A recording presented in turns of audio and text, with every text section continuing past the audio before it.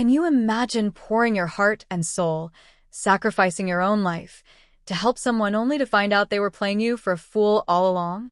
Because that's exactly what happened to me with my stepdaughter. I changed my entire work schedule, took the night shift, just to be there for her during the day after her accident. But one morning, coming home early, I overheard a phone call that shattered everything. It wasn't just a conversation, it was a dagger to my heart. And what I did next, well, it tore her family apart. Okay, so let me back up a little. My stepdaughter, let's call her Sarah, is 22. She's been living on her own since college, working her own job. I've known her for about 5 years, married to her dad for 3. When I first met her dad, Sarah was still reeling from her parents' divorce, which had happened just 2 years prior. So, yeah, there was friction. She was cold, distant. She wasn't ready for her dad to move on. But over time, we actually started to get along. Things were fine. Until they weren't. A few months ago, Sarah visited, and she had this huge blow-up with my husband. He told me about it later. She was just taunting him, accusing him of being a workaholic, saying he ruined his marriage with her mom. Look, I get it. In his first marriage, my husband was a workaholic. He owned a business, worked himself to the bone. Why? Because his ex-wife, Sarah's mom, was a massive spendthrift. She wanted this lavish lifestyle, and to provide it, he had to work constantly. They were high school sweethearts, married for years, but she just couldn't handle the reality that luxury meant long hours. Or, maybe she could have adjusted her expectations. Her family, her parents, were always taunting him, too, about how much she spent and how little time he spent with her. It was a vicious cycle that eventually just broke them. Now, with me, he's a completely different man. He's not a workaholic anymore. He spends so much time at home with me. I never feel neglected. So, for Sarah to blame him entirely for the failure of his first marriage? It just wasn't fair. Her mother had a massive role to play in that mess. After that fight, things were super tense. Sarah pretty much stopped visiting. But then, the accident happened. She twisted her ankle, needed care. And, she had to move in with us. Apparently, her mom was away on a work assignment and wouldn't be back for a month. My husband heard about it, and honestly, I felt bad. I really did. I saw it as a chance to fix things. My husband even offered to hire a nurse for her, but I insisted on switching to the night shift. Me. So I could be home during the day, taking care of her. I genuinely believed that spending time with her, just us, would fix all the problems we've been having. I wanted to heal our relationship. Boy, was I wrong. So incredibly, unbelievably wrong. Just a couple of days after she moved in, after I had been so nice to her, taking care of her every need, I came home early from work. It was morning quiet. I was about to check on her when I heard voices. Her voice. And then, I heard her talking about me. And my husband. Calling us fools and idiots. Laughing. With her mom. My heart just dropped.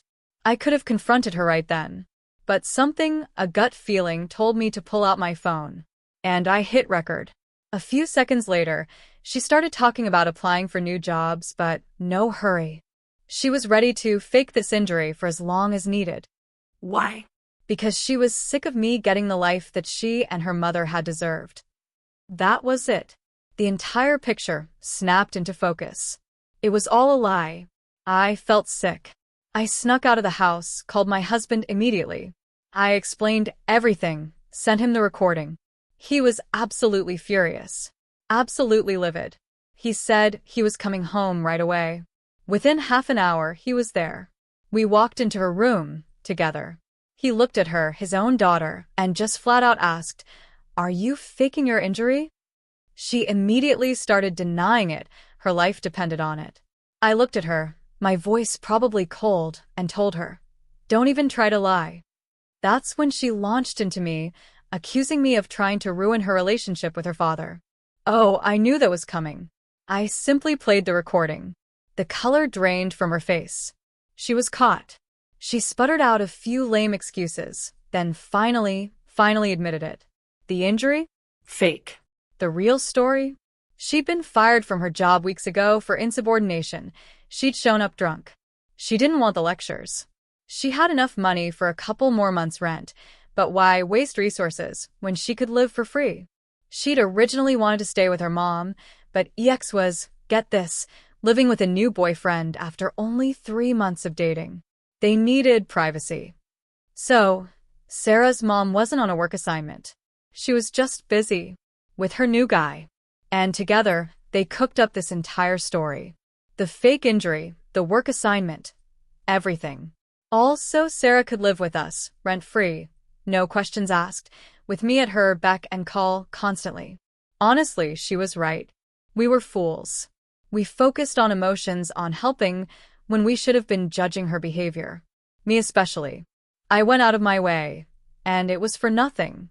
I felt like a complete and utter idiot. She started apologizing, saying she didn't mean to hurt us, just needed a place to crash.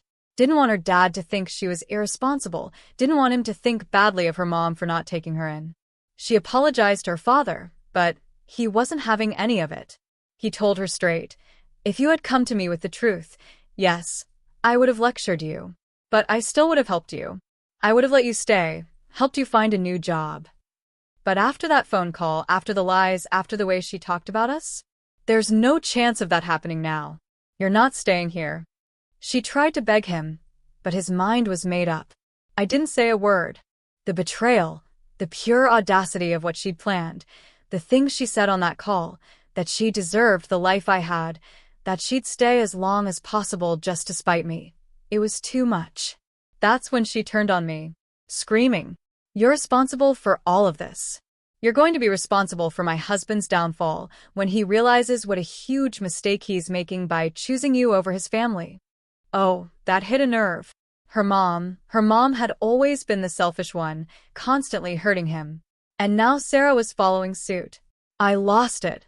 I had been nothing but kind, helpful, sacrificing. And she just took advantage. I told her, "I'm not surprised you and your mother cooked something like this up. It's clear you're both freeloaders who will never learn. Lazy. Self-centered." I told her it was one thing for her mother, his ex, to not care about him anymore. But for his own daughter? It's appalling you don't care about him either.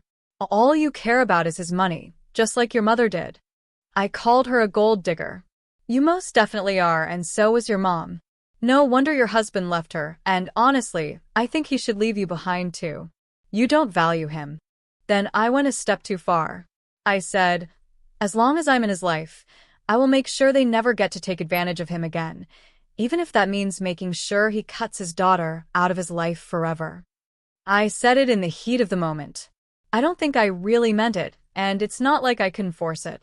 But after that, Sarah just went quiet. She shut her door. The next morning, before we even woke up, she was gone. We thought the drama was over. It was just beginning. Now, we had the ex-wife to deal with.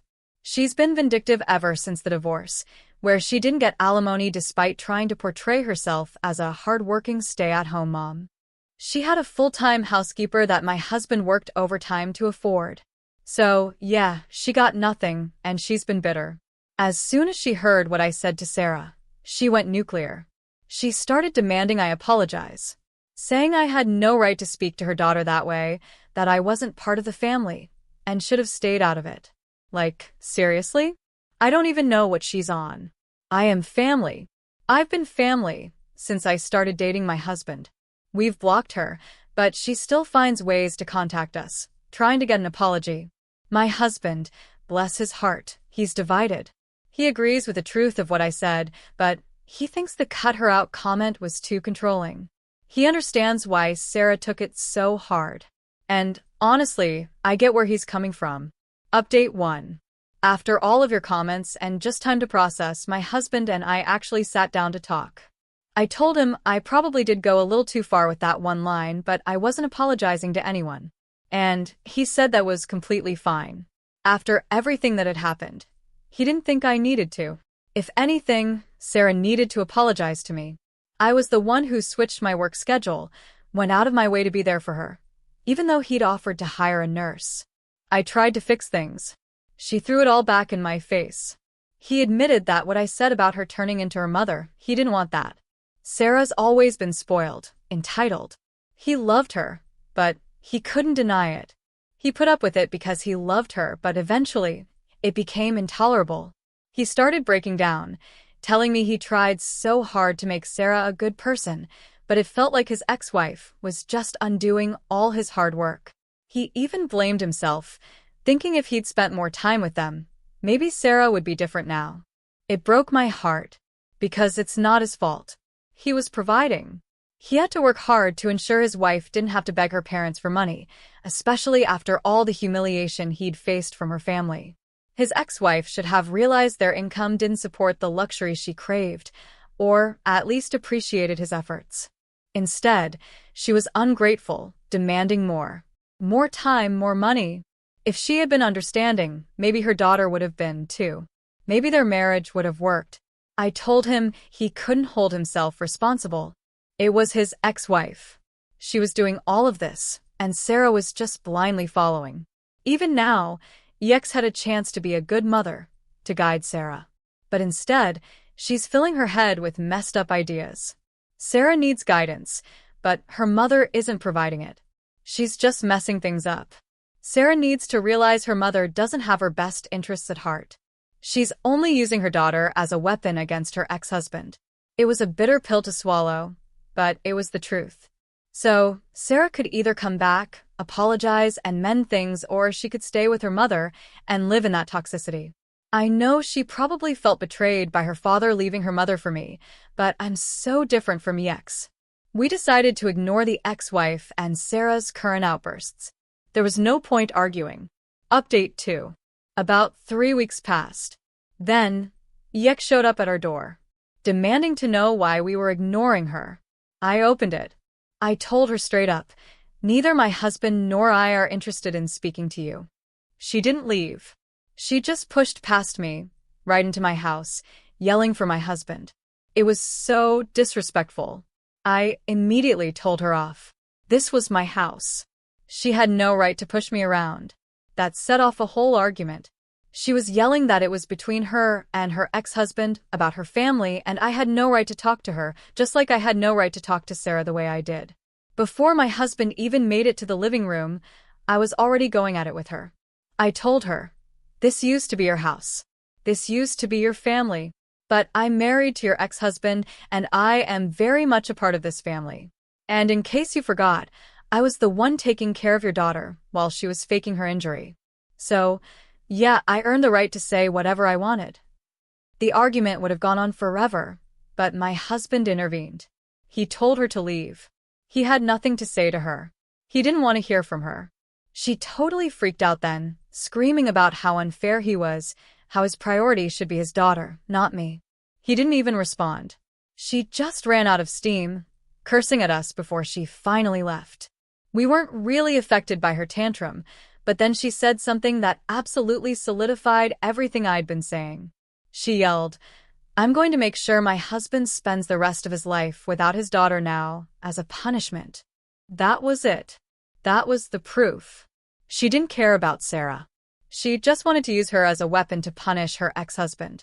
After that interaction, we knew we had to talk to Sarah. We explained it all. Her mother was using her for revenge. Out of anger and resentment, Sarah was letting herself be used.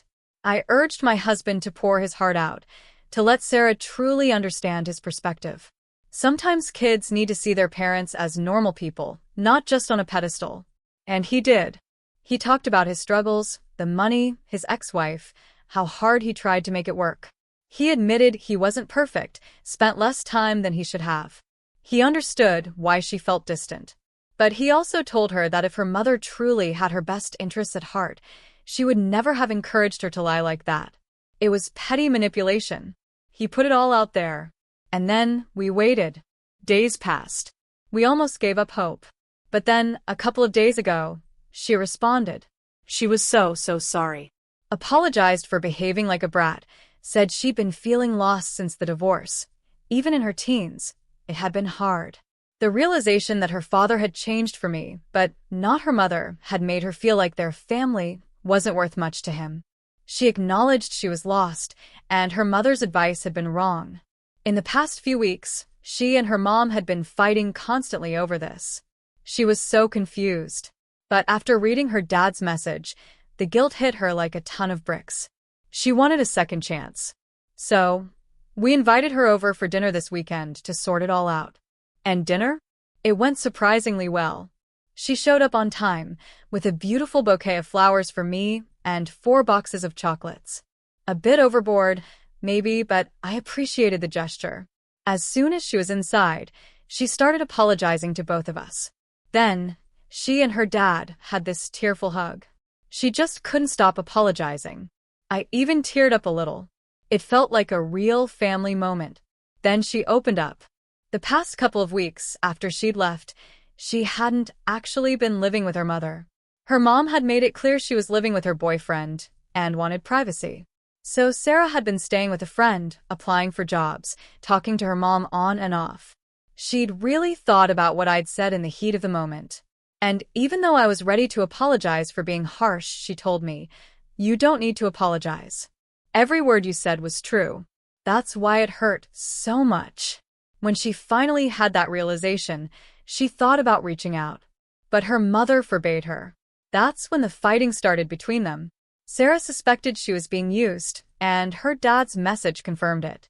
She decided then and there that she was cutting her mom out of her life. It was just too toxic. She couldn't truly make amends with us while her mother was still involved, constantly stirring the pot. She even told us that during the divorce, her mother had been brainwashing her against her dad, painting him as uncaring, saying he'd rather go out with other women. That's why she'd been so unhappy when my husband started dating me.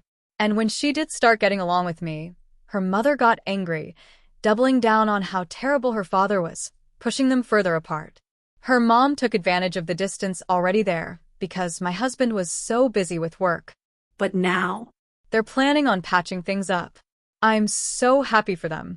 She apologized to me too. There's no bad blood. Honestly, she's so much younger than me. I can't hold it against her. She was just so manipulated. What would you have done in my shoes when you overheard that phone call? Would you have hit record? Let me know in the comments below. I'm really curious to hear your thoughts.